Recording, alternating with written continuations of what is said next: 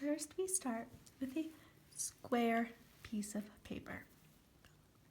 We're going to take the square and rotate it. Take the bottom right corner, the top left corner, and rotate. And rotate. Now we have a diamond.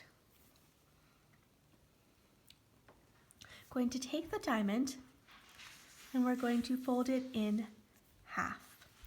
This corner, top corner to the bottom corner. I'm going to take it, bring this down to here. Match it up nicely and fold it down. Now we have a triangle.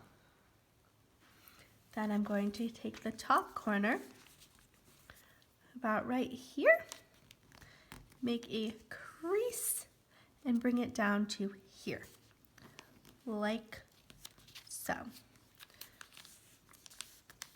Now I have another triangle.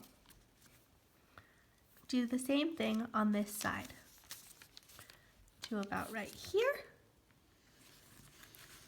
crease it, fold this down to here, like so. Then I have a dog. Going to flip the dog over, like this. Then I'm going to take this bottom and bring it up to here, make a little crease, bring it up, flatten that out, and I have another little triangle. Turn it back around, and we have a dog.